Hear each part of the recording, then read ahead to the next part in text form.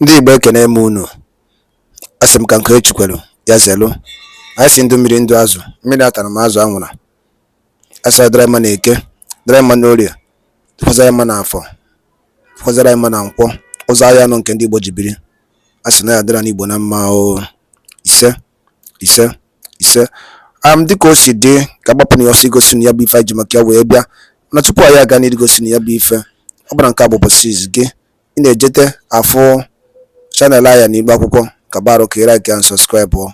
Tinyekwa kọmentị, share ekwe ya, tụsa ya bụ ozi ka ụmụnne anyị dị n'ebe dị iche iche wee na ya bụ ife na-eme n'obodo a.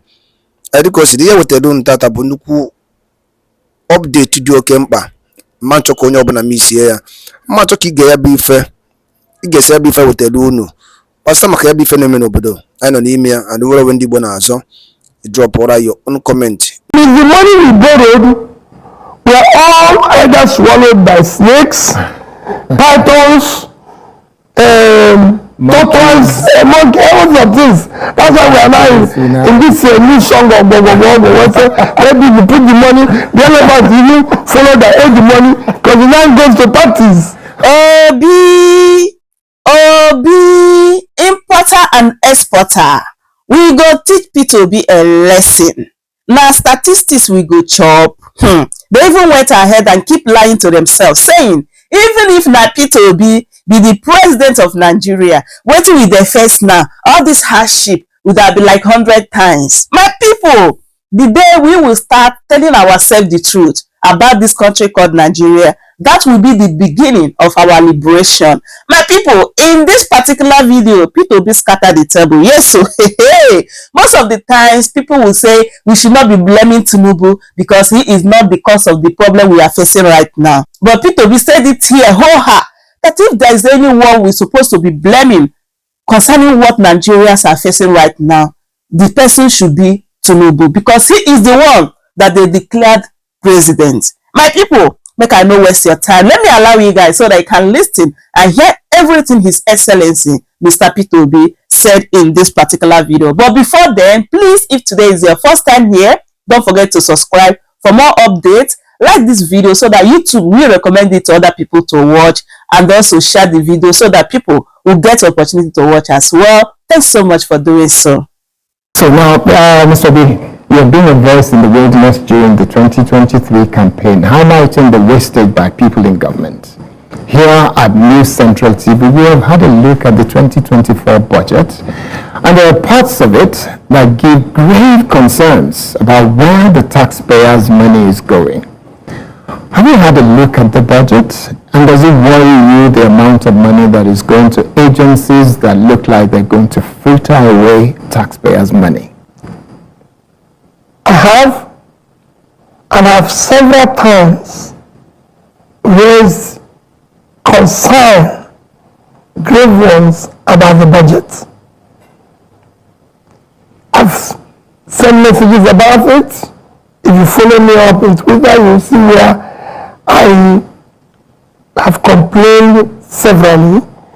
Even when the senator, one of them, alleged that there was 3 trillion pardon, I did make a humble appeal that that budget be taken back and looked at to ensure that the right things are there, because you could see it clearly that the budget, and I'll give you a few examples which I've highlighted. The budget of, say, National Library. A country the size of Nigeria does not have a National Library to date.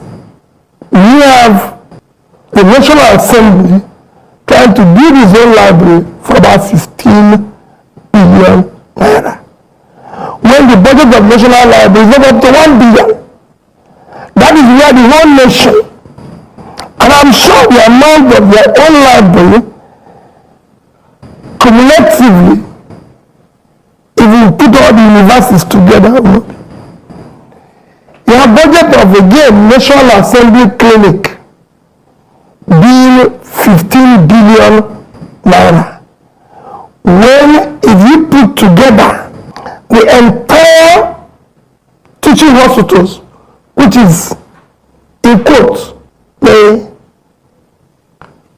height of our healthcare, if you put teaching hospital of our famous universities, Ibadan, Nsukka, University of Nigeria, Ahmadu Bello, Lagos, is less than the budget of the capital budget, is less than the budget of National Assembly Clinic. I can go on and on. The Ministry of Science as a ministry, the entire capital budget is about 6 billion. When the budget of the car park of House of Rep and the Senate is about 6 billion. So the priority of the government is to create car park. Totally misplaced. In today's system. And if you say that the pardon which they said is not true have not become a reality. Because if you go where you are now seeing in places of like National Space Research Agency, and you're now seeing 80 million for those bills in Oyo, 80 million for sensitization of unwanted pregnancy, 170 million for sensitization for transactions on peace and conflict resolution in space agency. So what space agency got to do with traditional rulers? You can believe it. You're now seeing where we have about 300 million over a National News Agency of Nigeria for tricycles and school renovation. And you can go on and on and on and see things like that, and you ask yourself, how did we come here? Like I've always said, government needs to prioritize our small resources in key development areas, which are health, education, and per capita, pulling people out of poverty. And these areas are not getting enough support. If you talk about your health care, the most important part of your health care is your primary health care. That is the foundation. We have today overtaken India in infant mortality, 7 times our population, and the capital budget of our primary health care for the whole nation is about 59 billion. The cost of our provincial jet at 100 million is about 160 billion. That is 3 times our primary health care. And this is not the only private jet that the president I just see one. They said it's 100. We don't know the actual figure because they need to reconfigure it and everything. So when you say they need to reconfigure it, are you suggesting the numbers are being massaged? I don't know what is happening because nobody knows. We now live in an era where nobody knows what is happening. All you know is that you wake up in the morning, they tell you, we've got these new cars, nobody. That is why I keep saying we must go back to the parliamentary system of governance.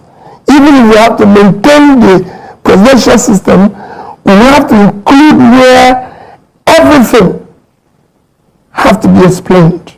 But when you say parliamentary, you know that the Constitution of Nigeria says it's a presidential system. Are you by any means suggesting that there is a need, or you're suggesting and supporting those who said there is a need for a national conference where we decide a new constitution for Nigeria? The way we govern Nigeria, not just the new constitution, the way we live as a country. Yes, I support that, but then we need to also have, we can keep, even if we keep the presidential, there must be a bit of tweak to the parliamentary setting where it will be properly explained all these expenditures, because the waste is incredible. what we are going through now is never imagined. So how do you constitutionally, and I know you have never said or claimed to be a lawyer, but when you look as a politician who's been in the political domain in Nigeria for many years, how do you think it's going to be possible for Nigeria to have a constitution that says this level of wastage is not acceptable and this number of ministers in Nigeria and assistants and special assistants and senior special assistants will no longer be constitutional? How do you think that can be factored in? I don't think it's a constitutional thing. I mean, constitutional is going to, because constitutionally now, what we have is not what it should be. The constitution says 1 minister per state. So 36 ministers. We have 40 something. So it's not a constitutional thing. Should that be adjusted to maybe about 20 or even 16? No, it's a leadership problem. It's a leadership problem. It's getting leaders that are conscious of the fact that our resources has to be prioritized in key development areas that makes a difference. Yes, we need to tweak the constitution for what I said earlier, but today what you need is you need competent leaders that have compassion and are dedicated to prioritizing the resources of the government to key development areas which are health, education, pulling people out of securing the country, making sure things work. The cost of governance and the waste today is criminal and unaccepted. Nigeria has more federal ministers than the United States of America. How do you begin to comprehend and understand why we need so many? Would you suggest that if you were to become the president of Nigeria at some point in the future, you will definitely reduce the number of ministers to how many? How many ministers do you think Nigeria needs? For me, I will stay within the constitution. But I can tell you the cost of even keeping them and the waste across all the government will be drastically reduced. So, forget about what the Constitution say. If you were to have your way, and you were to use logic and simple common sense, does common sense say that we need 36, despite the fact that the Constitution say it's 36? Do you think we need 36? I have to look at what they are going to contribute. I have to look at their productivity. What is this they're going to do? Just like I always said, it is just not the number of people. What are they doing? If they are required and they have something to do, yes.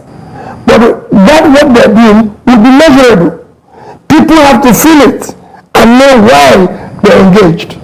Okay, what I'm really trying to pin you down to tell me is, if you have your way and you have executive order that gives you permission to choose how many ministers you want to work with, would you like to have 6 or 10 or 20 or just say 36 is the number, I am happy to work with 36? Thank you very much. I will tell you exactly what I'm going to use here, but I will go beyond the Constitution. So what do you say to the current government that has gone beyond the Constitution by having more than 36 ministers? They should stick to the Constitution and do the right thing. Because that's the basis on which they're governing. That is what they swear an oath to keep. The oath is to respect and keep the Constitution. So you live within it. That is actually the essence of what you do. So would you call the action of the current government and the support that they've got from the National Assembly, would you describe it as illegal and unconstitutional? Yes, it is. Because you're not working with the Constitution. You have to work with the Constitution. That is the Bible. That's the you want to swear an oath to keep. You cannot swear an oath to obey this and do otherwise. It's the same thing that is happening. Whether you're talking about issues of mismanagement of resources, corruption, everything, you're going out of the oath is not upheld. Okay, so let's move on very quickly because I know we have very little time to go through all the issues that affect the state of the nation. Now, the budget in Nigeria in the last 8 years has consistently been very low on investment in the area of agriculture. You spent a few days recently in Rwanda, and a paltry sum of 1.5% to less than 2% of our budget is going to agriculture. That provides about 20% of the GDP consistently over the last 10 years. What is your feeling about this, and what kind of number do you think this government should be looking at in terms of percentage of the 25 trillion naira that is being budgeted for the entire nation? How much do you think should be going to agriculture, and why? Well, let me you were even generous to them to say it's about 1.5. I don't think it's about 1.5 because the budget of agriculture this year is 362.9 billion, 363 billion, and the entire budget is about 28 point something, so it's about 1.3 trillion. So you're generous by giving them more. But for me, let me go back to my position on agriculture. Is to say that the two most critical area in Nigeria that is actually giving us the crisis is personal insecurity and food insecurity. And by solving food insecurity, you would have done a lot in dealing with personal or human insecurity. Because today, from the all records, you have 38 million people on the verge of extreme hunger. And you have huge number of your poverty capital of the world. So by going to deal with food insecurity, you're going to invest in agriculture, which will solve hunger, which is one of the biggest crises today, being 109 out of 120-something countries measures hungriest country. You're going to solve your hunger, you're going to create real job, because you see it as the biggest in terms of GDP contribution. It's actually the same thing in employment. So you're going to solve issue of unemployment, because it's going to employ more people. It's going to help your industries, because they have raw materials to process. The entire value chain is agriculture, processing, marketing, and of course, till it gets to the table where people eat. So you're going to be dealing with that entire value chain, which will create job. It's going to help you to deal with the issue of inflation, because the biggest contributor to inflation today, negatively, is food inflation. By having more product, you're going to bring it down. You're going to be saving money you use in the production of food products, again helping your foreign exchange stability. And if you export, it's going to help you to do. So everything about agriculture is a win-win that you need to invest aggressively on it, because by pulling people out of poverty and everything, you reduce the criminality and all that. For me, areas of agriculture which deals with the third issue of development, pulling people out of poverty, health and education will receive no less than 10% each of the budget. And it's important. But if you look at what we have said about agriculture, if you look at the agriculture today, with a budget of 263 billion naira, in fact, out of that 363 billion, the actual thing that you're investing is 252.8, about now 253 in capital budget.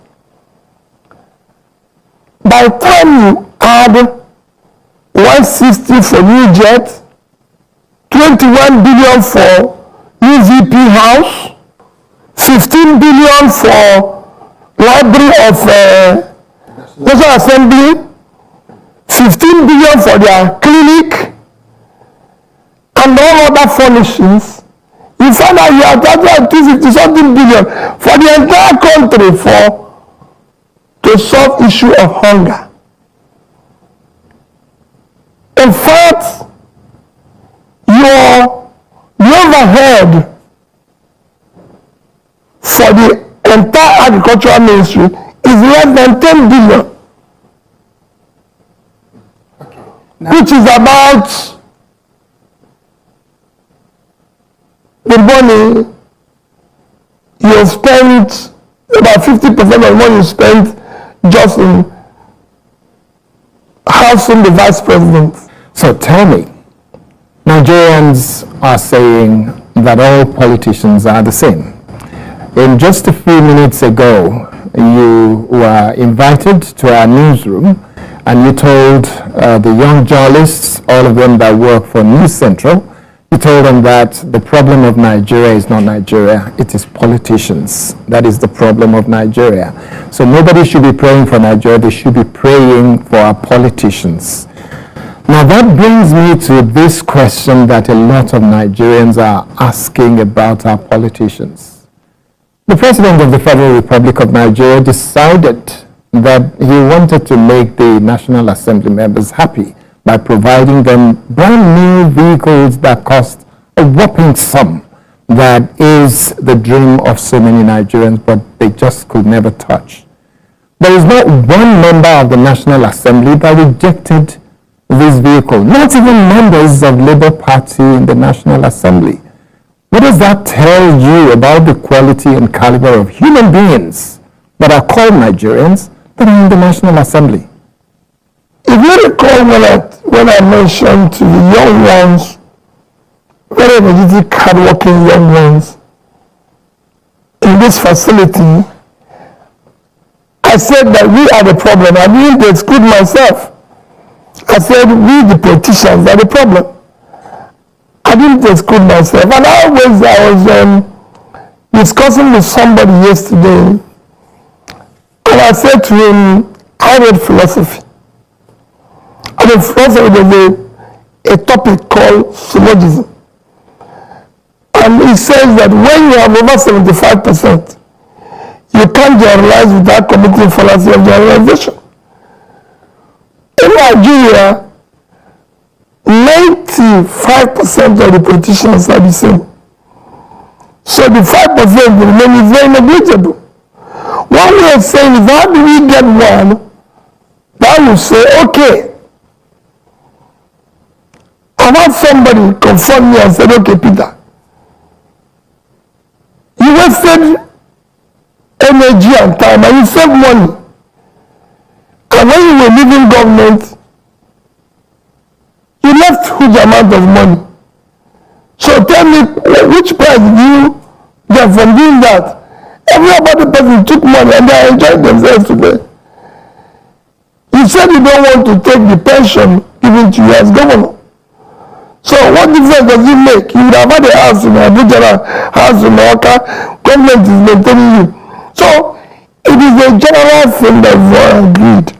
That's why I'm going to say, this is a criminal entity, hijacked by criminals. The only way it can work is to dismantle it. But I know that if you have a leadership that can govern with determination, it can dismantle it.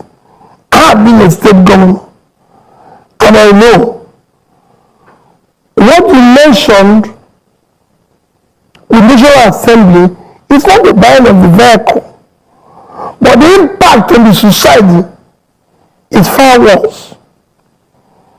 Tell me how you can have the National Secretary of National University Commission recently said that Nigerian universities are in urgent need of PhD holders.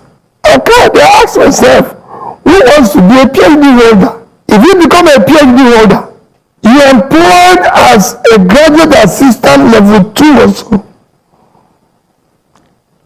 in university. Your salary is 150,000 naira. Let me be generous and give you 200,000. That means in 1 year you earn 2.4 million. Let's say it's 2.5 million. 2.5. If you decide as a PhD holder with 2.5 million naira annual salary to buy the car they've given to somebody whose only qualification is secondary school, it will take you 64 years. So why would anybody want to be a PhD holder? the level of criminality amongst our politicians is a disincentive to people who want to study. When we talk about corruption, the reason why, because this is corruption, the reason why it is bad for society is that corruption kills entrepreneurship. Nobody thinks in a corrupt country.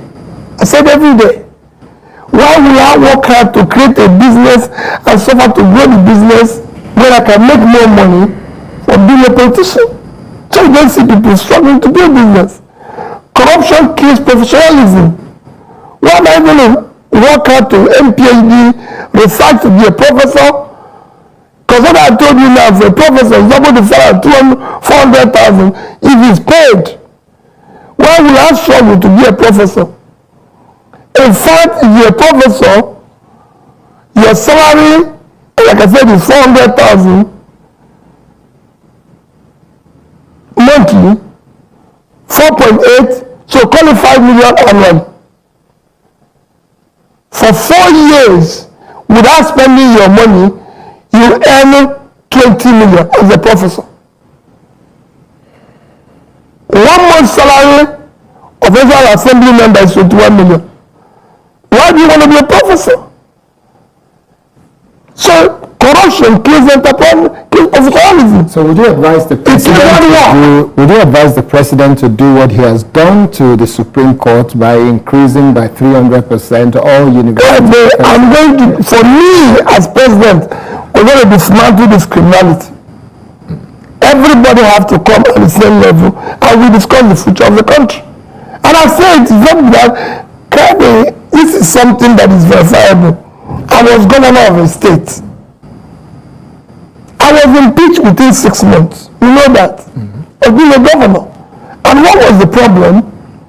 My own office as governor, there was a budget to renovate my office because it was burnt.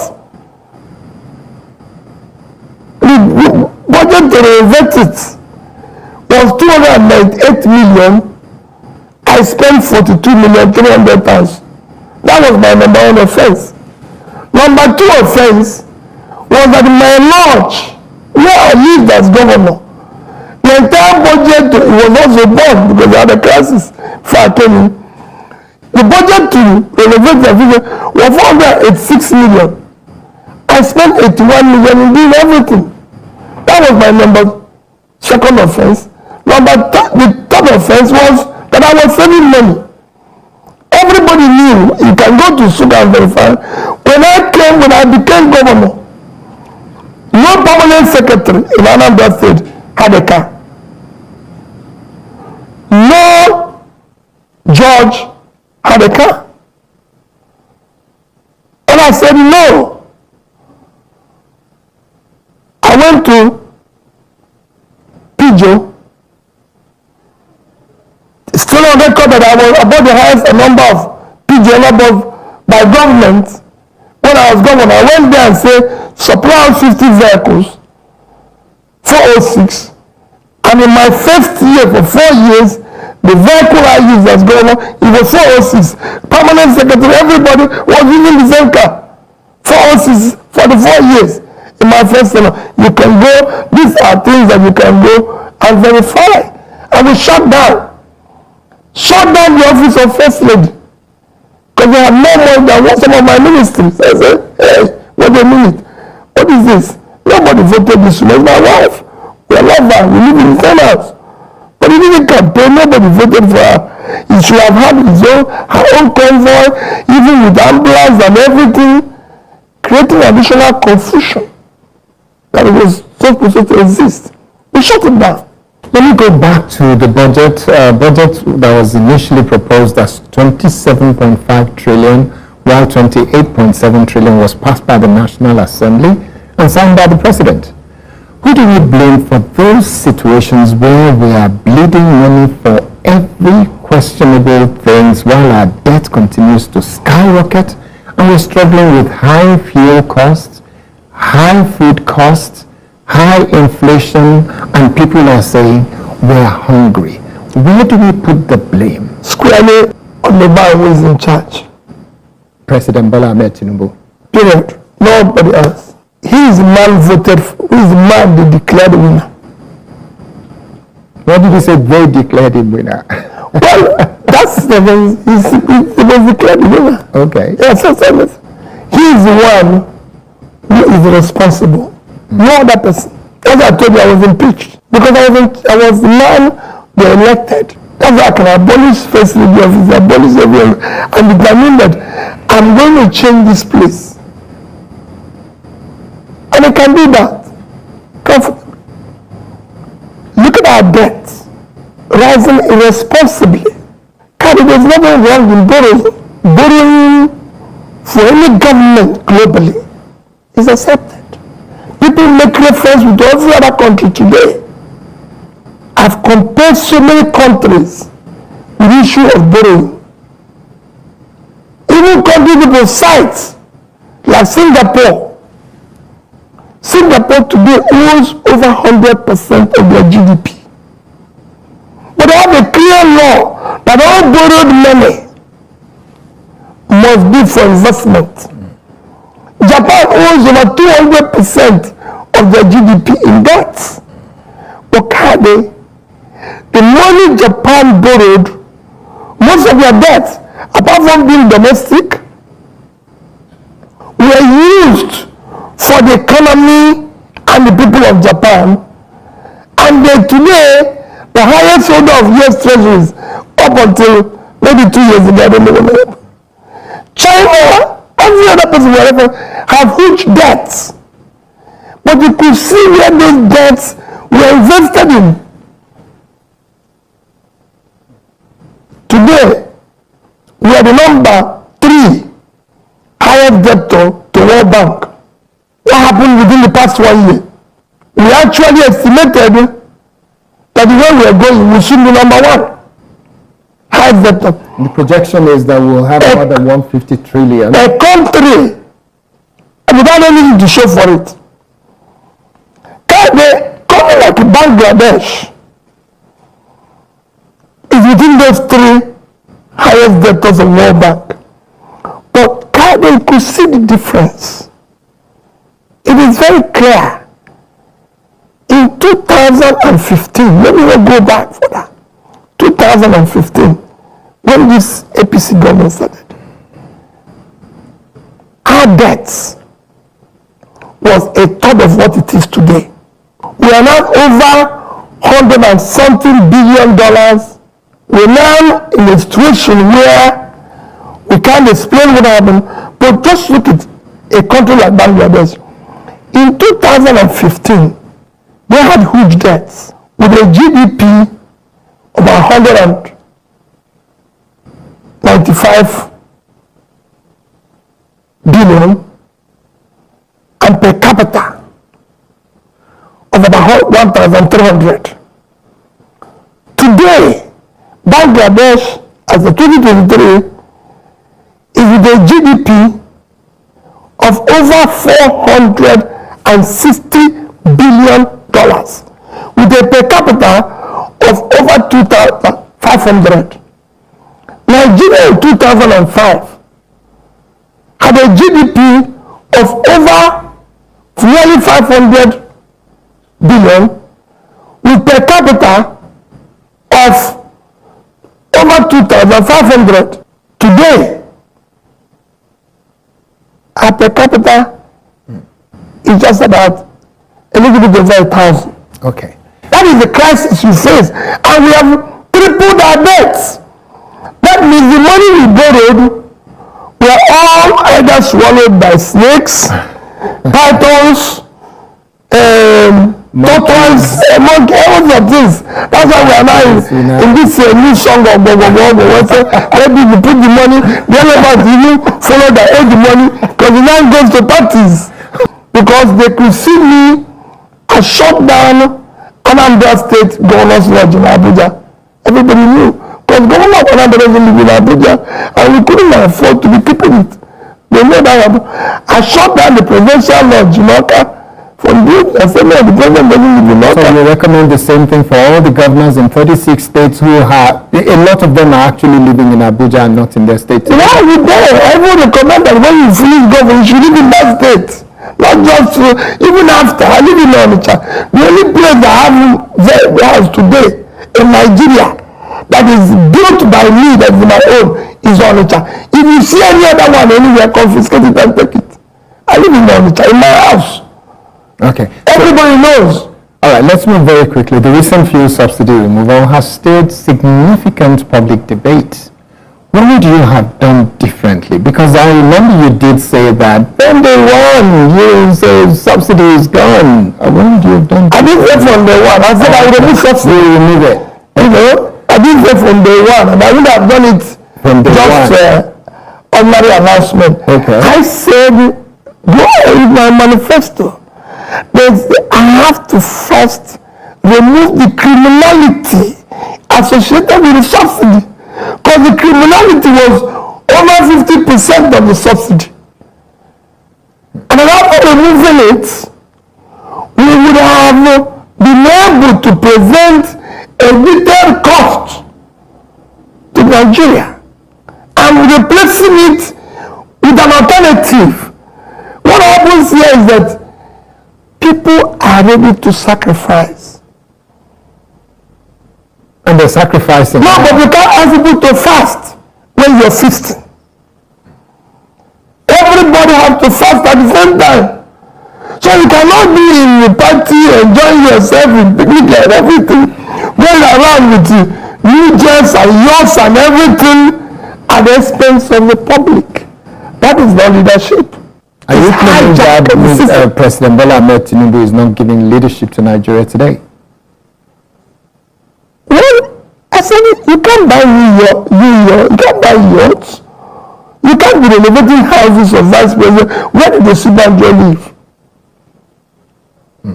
People can live in their houses and govern Nigeria. Where do they live? When I had no place to live in Oka as a governor, I asked them, don't you have any other government house? They said there's a small 3-bedroom house in Onitsha. I went to live in Onitsha. I was living in Onitsha for the 1 year. I asked everybody in Anambra State. I live in Onitsha. Onitsha is 30 minutes until we're able to build a new, and where we built and maintain it. When I was governor, throughout the year I was governor, I live in a 3-bedroom house. Because Diamond Street, where the British Prime Minister lives, is 4 rooms. 4 rooms. For an economy that is 10 times our economy, more than per capita in the UK is about $40,000. Per capita in Nigeria is 1,000, up to 5% of that. So if I were to put you on the top of a roof to say, scream to Mr. President Bola Ahmed Tinubu, what would you be saying to him about the idea of Nigerians saying the presidency is living large? What would you be saying to him? Please, cut the cost drastically. It's too much waste.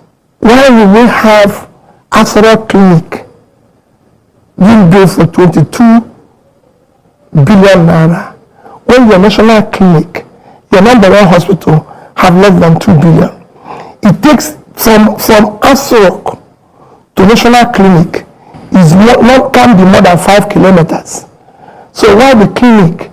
When Trump had problem, they didn't take him to White House Clinic. They took him to the military hospital where every other person, when there is just a hard COVID, they took him to hospital where you can go. It's hospital. Why are we always doing what is wrong? Okay. He just hospital. They have ambulance all over the place. Even when he's moving, couldn't go with ambulance. With other problem. So if anything happens, the ambulance will take him to the local hospital. Yeah, excellent. Should actually be there. Yeah, okay. You've called on Nigerians to demand transparency from the NNPCL regarding fuel subsidy matters. What mechanism would you suggest to ensure this transparency and accountability? What kind of... I said it. We have to show what is being removed and where it's being applied. You don't know what the subsidy is today.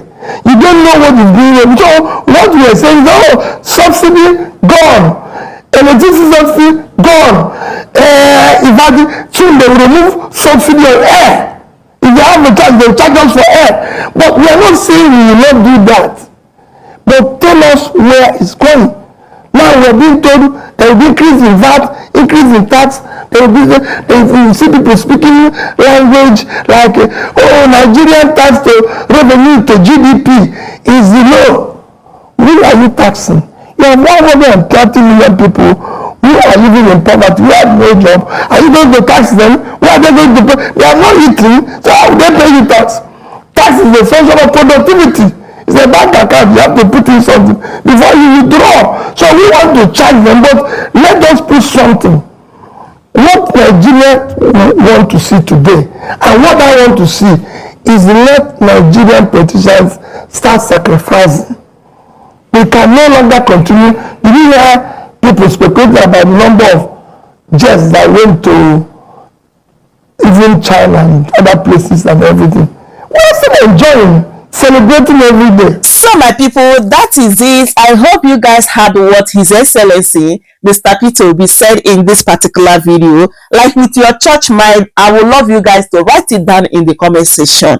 Assuming that Peter Obi is the current president of Nigeria, could he have done something different when it comes to fuel subsidy removal? Because all these people, they will come out to gaslight Peter Obi, saying that Peter Obi said it that he's going to remove fuel subsidy from day one. And some of the policies that Tinubu is doing, that Peter Obi, said it in his manifesto. Like Peter Obi has said it over here, that he said that he is going to remove fuel subsidy, but he needs to tackle the corruption that is in the fuel subsidy before he should go ahead to remove it. That is the reason why I say leave your thought in the comment section. What do you think? Do you think that Peter Obi could have done something differently from what Tinubu is doing right now? So my people, that is it. Thank you so much for watching. Just as I said before, that if today is your first time, don't forget to subscribe, like this video, share it. Thanks so much for doing so, and thanks so much for watching. I will see you guys in my next one. Goodbye for now.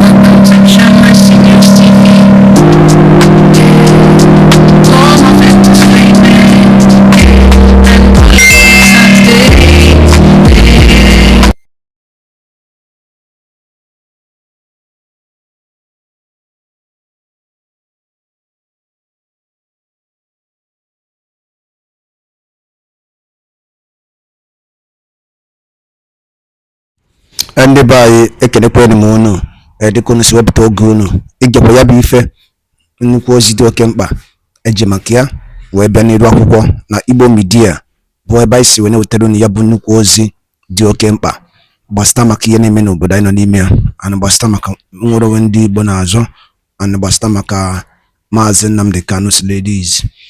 Dịka ị nụrụ ihe nwanne anyị nwoke kwuru n'iru akwụkwọ, ka efi were ikwu n'udo nke gị asị gị kwuo, ka efi were ikwu maka na otu aka o jedebe njọ ọ ya adịkwanụ mma. Ọgwụ na ọtụ ụmụnne m, achọrọ m ka unu tinyere anyị alụ nke unu ife unu chere n'iru akwụkwọ, ikwucha ya bụ ife kapa arụsị ya kwurụta ụmụnne anyị ndị ọzọ ntị, kwurụta ụmụnne anyị ndị ọzọ ntị. Daalụ nne na ụmụnne m bụ mụ na-ege ntị. Anyị na-ekene ndị nnekunu si na-esoyere anyị. Esiri ngwa nke mesịa n'ụmụ Igbo.